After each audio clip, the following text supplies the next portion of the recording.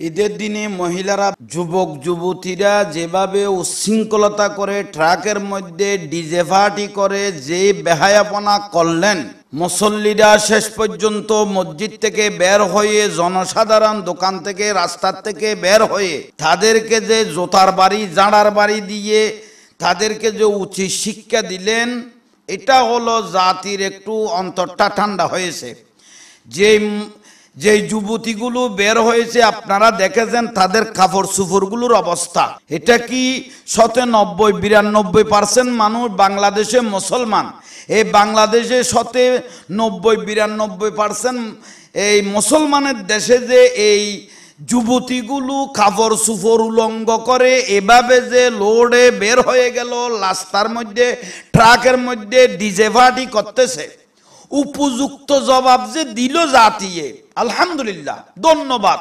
সারা বাংলার জমিনে এইভাবে প্রতিবাদের জ্বর যখন উঠবে, আলহামদুলিল্লাহ, বেহায়াপনা করার কোনো সুযোগ নাই। ঈদের নামে এভাবে তামাশা করা, মস্করা করা, এই যে মেয়েগুলো এইভাবে যে যুবতীগুলো, লানত, লানত আল্লাহর, খোদার লানত, জগতের লানত, ফেরেশতার লানত।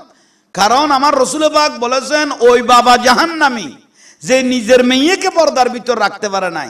আপনি প্রথম কাতারের মুসল্লি হয়ে গেলেন, মেয়েকে ট্রাকের উপর তুলে দিলেন ডিজে গান করার জন্য ঈদের দিন।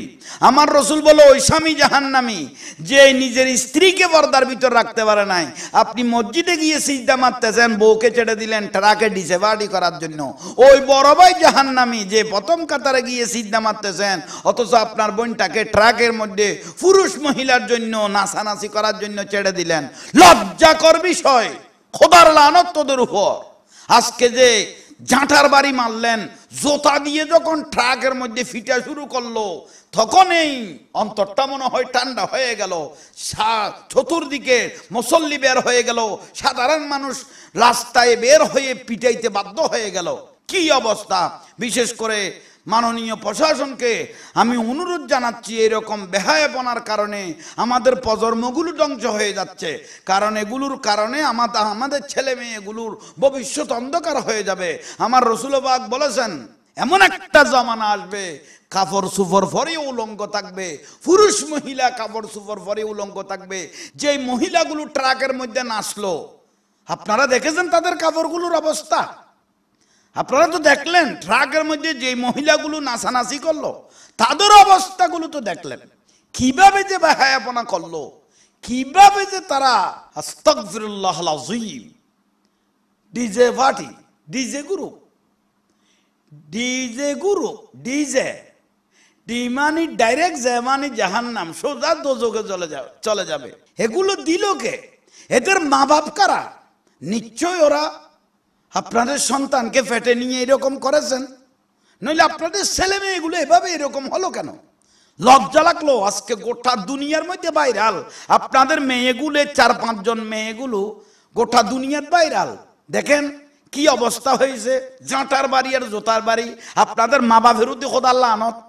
দেখেন, দেখে দেখে একটু ঠিক কেনেন না ভাইদেরকে, তাদের ভাইদেরকে বলতেছি, আপনারা দেখেন আপনাদের বোনদের অবস্থাগুলো, জাতিয়ে যে ফিটাইতেছে। খুশি হয়ে গেলেন? খুশি হয়ে গেলেন? এটা জাতির জন্য লজ্জা। আল্লাহ এগুলো থেকে যেন জাতিকে হেফাজত করে। বিশেষ করে ঈদের নাম খুশি, এরকম নয়। রাসূল পাক খুশির মধ্যে সীমাবদ্ধতা রেখেছেন, কিভাবে কেমন করতে হবে। সারা দীর্ঘ 30 দিন সিয়াম সাধনার মাধ্যমে চোখের পানি ছেড়ে আল্লাহর কাছে কাঁদেন, রমজানুল মুবারক আর রোজাগুলো কবুল হয়েছে কিনা আল্লাহর কাছে চোখের পানি ছেড়েন। আপনারা সারা জিন্দগির ইবাদত তো মুহূর্তের মধ্যে শেষ করে দিলেন। সারা জিন্দগির ইবাদত এই বেহায়াপনার মাধ্যমে। আল হায়াউ শুবতুম মিনাল ঈমান, হায়া তো চলে গেল। হায়া একটা ঈমানের অংশ। এগুলো লজ্জা শরম থাকতে হবে। আল্লাহ আমাদের প্রত্যেককে বুঝা শোনার আমল করার তৌফিক দান করুক। বিশেষত মাননীয় প্রশাসন, পুলিশ প্রশাসনকে আমি অনুরোধ জানাচ্ছি, অনেক জায়গাতে আপনারা নামিয়ে নামিয়ে ফিটাইছেন এই ডিজে গ্রুপকে। এইরকম যেখানে দেখবেন, আপনারা মাননীয় প্রশাসনকে অনুরোধ জানাচ্ছি, আপনারা এই কয়েকজনের কারণে যেন এই ইসলামটা যেন ধ্বংস না হয়, মুসলমান যেন জাতিগুলো ধ্বংস না হয়, নতুন প্রজন্ম যেন ধ্বংস না হয়।